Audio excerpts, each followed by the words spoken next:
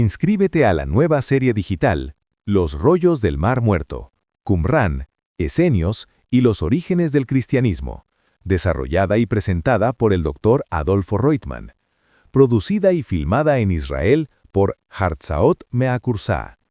Para más información, escríbenos al WhatsApp Shalem. Buen día, amigos. Nuevamente es un placer volverme a encontrar con ustedes y en este caso para continuar el episodio que comenzamos la vez anterior. Como recordarán, en ese episodio nosotros tratamos de contestar la pregunta: ¿quién realmente sacó a Israel de Egipto? ¿Si acaso fue Dios o Moisés? Y lo que tratamos de demostrar es que no solamente en la Agadá de Pesaj, es decir, ese libro que nosotros los judíos leemos cuando estamos sentados en derredor de la mesa pascual, la figura de Moisés aparece totalmente opacada, casi es insignificante, su presencia solamente aparece en una cita y precisamente en esa Agadá de Pesaj, un texto que tiene como origen la época rabínica, más precisamente la época tanaítica entre los siglos II, III de nuestra era, había un pasaje en donde precisamente se resaltaba la acción de Dios, de Yahvé como Salvador, no por medio de un ángel, de un saraf o de un mensajero. Y luego tratamos de mostrarles que en realidad esta tendencia, esta estrategia de resaltar precisamente la figura de Yahvé y de alguna manera opacar o silenciar la acción de Moisés, en realidad lo encontramos también en las Escrituras. Prueba de ello es que en realidad en los resúmenes que encontramos en la Biblia hebrea, como por ejemplo en el caso de Deuteronomio o en el caso de Salmos, cuando se hace referencia a la salida de Israel, solamente se menciona o se hace referencia a la acción salvífica de Yahvé, del Dios de Israel, y no se hace mención alguna de Moisés. Y una vez dicho esto, entonces, nosotros mostramos que por primera vez encontramos una referencia a un agente salvador. En ocasión de la salida a Egipto, aparecía en un pasaje del profeta Oseas del siglo VIII antes de nuestra era, un profeta que estuvo activo en el reino del norte, en el reino de Samaria. Y les recuerdo, el texto reza así: también por un profeta subió Yahvé a Israel de Egipto, y por un profeta fue guardado. Y como dijimos en esa oportunidad, probablemente no sea casualidad que es precisamente en esa época, es decir, el siglo VIII, cuando el pueblo de Israel entró en contacto con la civilización asiria. Los asirios fueron precisamente los que primero conquistaron la tierra de Israel y terminaron destruyendo el reino del norte con la consabida transferencia de pueblos de lo que llamamos las 10 tribus de Israel, que fueron llevadas a Mesopotamia, y por el otro lado hizo una transferencia de pueblos de Mesopotamia, los conocidos en las fuentes como los cuteos, que fueron traídos a la tierra de Israel. Ahora, terminamos nosotros el encuentro anterior con una pregunta, y es ¿de qué manera realmente nosotros podemos probar esta dependencia entre la figura de Moisés y su aparición en el siglo VIII con la relación con el mundo asirio? Y terminamos diciendo que la clave estaría precisamente en el relato del nacimiento de Moisés. Y ese será precisamente el tema del día de hoy. Entonces, para comenzar este encuentro, quiero precisamente recordarles ese pasaje en el libro de Éxodo, capítulo 2, en donde luego de haber contado sobre la esclavitud de Egipto, que precisamente se debía a que el faraón temía que el pueblo de Israel, que se iba reproduciendo en números muy grandes, podría finalmente servir de manera de quinta columna y en ese sentido poner en peligro la estabilidad de la administración egipcia. Y entonces decide finalmente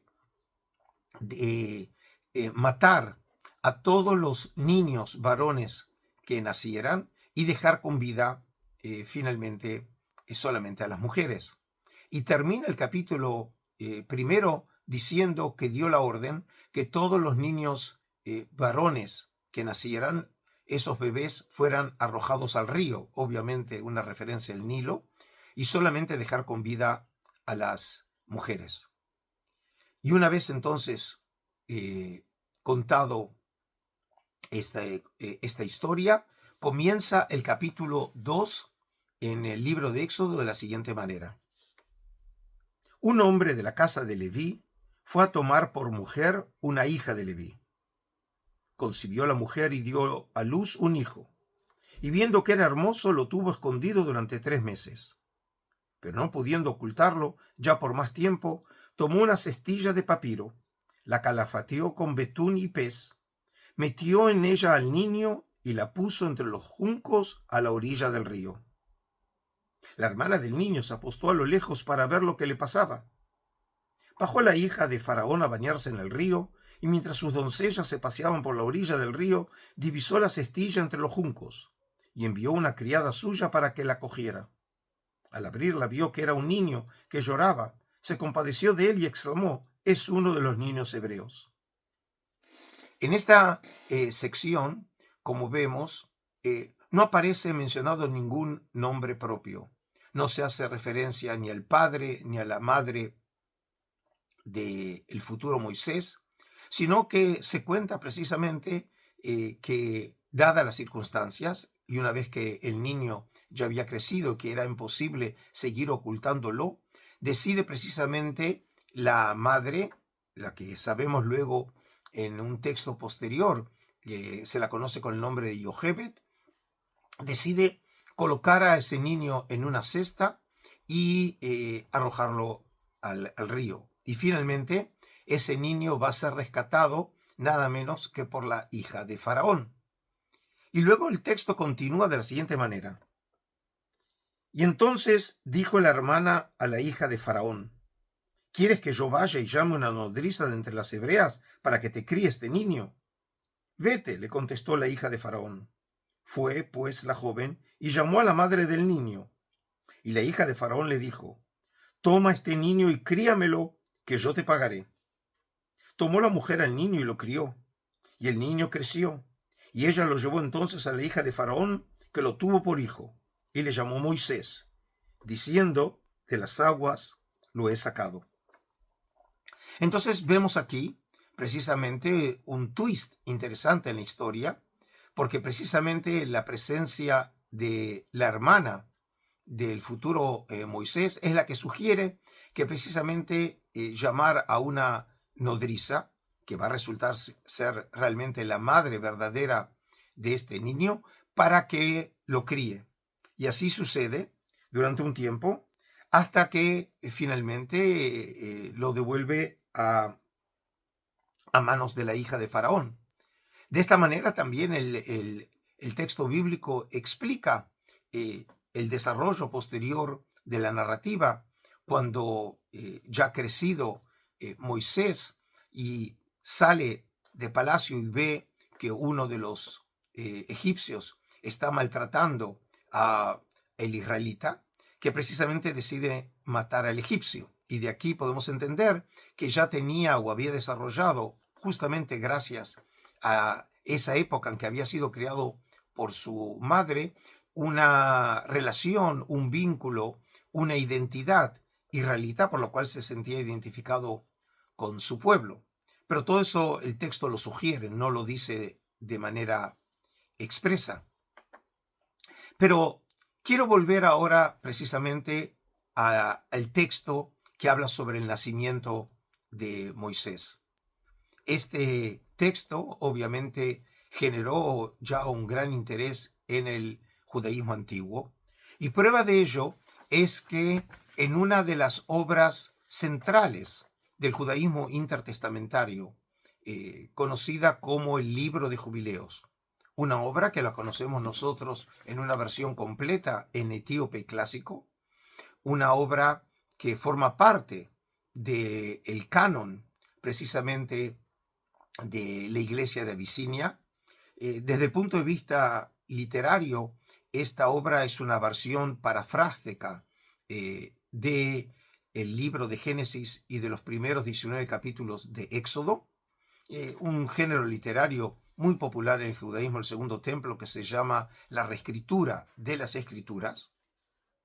Esta obra, como dije, que la conocemos en versión completa en etíope clásico, sabemos que esa obra no fue escrita originalmente en etíope clásico, es decir, en ge'ez, sino que fue una traducción del griego.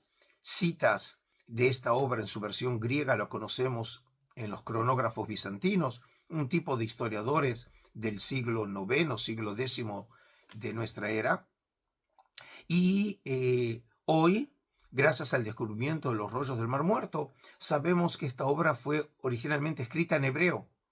Aproximadamente 15, 16 manuscritos de esta obra se encontraron en las cuevas de Qumrán, y uno de esos manuscritos, el más antiguo, está datado para el último tercio del siglo II ante nuestra era, entre 125 y 100 ante nuestra era, en hebreo. Es decir, que hoy sabemos en qué lengua original fue escrita esta obra. Y esto se los cuento porque precisamente esta obra del judaísmo del Segundo Templo trata precisamente el pasaje que a nosotros nos interesa, que es el pasaje sobre el nacimiento de Moisés. Y fíjense cómo cuenta en su versión esta historia. El texto reza así. No te pierdas del primer beneficio con acceso exclusivo a la nueva serie, Del Tabernáculo al Templo, la magia del tiempo y los espacios sagrados, solo para miembros del canal. En el séptimo septenario, año séptimo del jubileo 47º, llegó tu padre de la tierra de Canaán. Solamente para que entiendan de que el texto, el libro de jubileos comienza con Moisés en el monte Sinaí, en el día 16 del tercer mes del calendario hebreo, es decir, el mes de Sivan, que es cuando sugiere el texto que un día anterior, el día 15 de Sivan, había sido entregada ya los 10 mandamientos a Moisés, y entonces Dios le ordenó a Moisés que suba al monte Sinaí para recibir las tablas de la ley.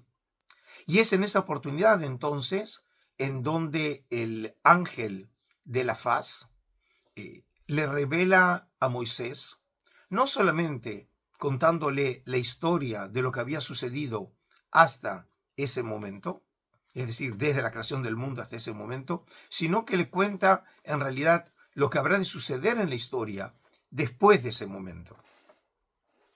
Y el texto supone que el libro de Jubileos es el libro que escribió Moisés a partir de las revelaciones de ese ángel. Y por eso el que habla en este pasaje es el ángel de la faz que le está contando a Moisés sobre sus propios orígenes. Y el texto continúa.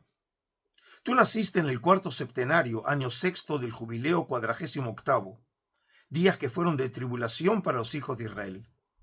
El rey de Egipto, el faraón, había dado una orden contra ellos de que arrojasen al río a los hijos varones. Los estuvieron tirando 7 meses, hasta el día en que naciste, y te escondió tu madre 3 meses, pero murmuraron de ella. Entonces te hizo un arca y la untó de brea y asfalto. la dejó entre las hierbas de la orilla del río y te puso en ella durante 7 días por la noche. Iba ella a amamantarte y de día tu hermana María te preservaba de las aves. Como pueden ver, aquí empiezan a aparecer detalles que no aparecen en el texto original, cosa que realmente caracteriza mucho a esta literatura, porque muchas veces agrega información o complementa o reordena la información original del Pentateuco para que el texto sea mucho más claro. Y obviamente, una de las preguntas que este texto viene a solucionar es cómo pudo sobrevivir este niño en la cesta en el río. Y aquí lo explica. Precisamente la madre aprovechaba la noche para amamantarlo. Y luego el texto continúa. En aquellos días llegó Termot, hija del faraón, a bañarse en el río. Oyó tu llanto y dijo a su muchacha que te trajera. Y así lo hizo. Te sacó del arca y tuvo piedad de ti. Es decir, que aquí, como vemos, otra característica de este texto es que algunos personajes que son anónimos en la versión del Pentateuco aquí tienen nombre, como es el caso, por ejemplo, de la hermana de Moisés, que la conocemos con el nombre Miriam, pero el texto de Éxodo no la menciona por su nombre, y aquí sí le da el nombre María. Y por el otro lado, aquí también le da nombre a la hija de Faraón con el nombre de Termot. Y el texto continúa así. Le dijo tu hermana, voy a llamarte a alguna hebrea que te críe y amamante este niño. Le respondió, ve. Fue y llamó a tu madre, Jochebed, a la que puso sueldo para que te criara. Y luego que creciste, te enviaron a la hija del faraón, y fuiste tu hijo. Tu padre, Amram, te enseñó a escribir, y cuando cumpliste 3 septenarios, te llevaron a la corte real. Como ven entonces, aquí el texto agrega nueva información, como ser, por ejemplo, también menciona el nombre del padre, nos comenta que fue el padre Amram que le enseñó a Moisés precisamente el arte de la escritura, que obviamente será una característica fundamental en esta figura que según la tradición fue el que le dio en última instancia la Torá a Israel. Ahora, una prueba del interés que generó esta historia ya en el judaísmo antiguo, lo podemos ver ahora en otra disciplina, como es la historia del arte. Porque podemos decir que un descubrimiento que casi es equivalente en importancia al descubrimiento de los rollos del Mar Muerto, pero en la historia del arte, ocurrió allá por la década del 30 del siglo pasado en una ciudad llamada Dura Europos. Dura Europos es una ciudad que se encuentra localizada a las orillas del río Éufrates en el Oriente Próximo, es decir, en el límite entre Siria y la actual Irak. Esta ciudad, que fue fundada por los griegos allá por el siglo, fines del siglo IV de la era previa a Jesús, es decir, antes de nuestra era. Y lo que es de mencionar es que precisamente en los años 30 del siglo pasado, una expedición de la Universidad de Yale de los Estados Unidos excavó en esa ciudad, en donde se encontraban, por ejemplo, templos paganos, se encontraron restos de iglesias y se encontró una sinagoga. Aquí pueden ver ustedes la imagen precisamente de esta sinagoga que estaba próxima al muro de la ciudad, y este es un punto muy importante porque precisamente cuando esta ciudad fue finalmente destruida en la guerra con los persas, el imperio sasánida, a mediados del siglo III, para defender a esa ciudad que estaba realmente en los límites del imperio romano, lo que hicieron es cubrir toda la sección de la muralla con tierra apisonada, con el propósito de reforzar esa muralla e impedir eh, la conquista de la ciudad por parte de los persas. Y entre los edificios o las casas que fueron cubiertas por tierra también lo fue la sinagoga. Y esto permitió precisamente que algo que había en esa sinagoga se preservara por casi 2000 años. Podríamos decir unos 1700 años. Y lo excepcional fue cuando excavaron los investigadores, fue que la sinagoga, todas las paredes de la sinagoga estaban cubiertas de frescos. Y esos frescos eran representaciones de los pasajes de la Biblia hebrea. Por ejemplo, en la imagen que ustedes pueden ver ahora, se ve claramente que esas imágenes realmente se preservaron y relativamente en un muy buen estado de preservación. Ahora, es de señalar que en lo que sería el muro occidental, que era el muro tal vez más importante de la sinagoga, porque cuando la gente rezaba, según la práctica judía desde la antigüedad a nuestros días, rezaba en dirección al templo de Jerusalén, que a pesar que el templo ya había sido destruido para entonces, la práctica era que los judíos dirigían sus preces, sus oraciones hacia Jerusalén. Y por lo tanto era el muro que podemos decir el más popular, porque era el que siempre todos los feligreses veían. Y es precisamente en ese muro, en el muro occidental, en donde encontramos la representación más antigua de este pasaje, que es precisamente el pasaje sobre el nacimiento de Moisés. Como pueden ver ustedes ahora en un detalle de esa imagen, se ve precisamente ese momento del rescate de Moisés de las aguas y se le ve a la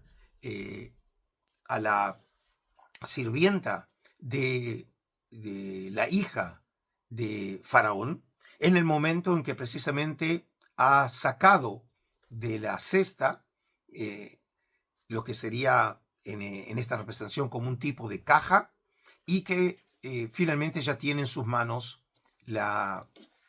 al niño, es decir, al futuro Moisés.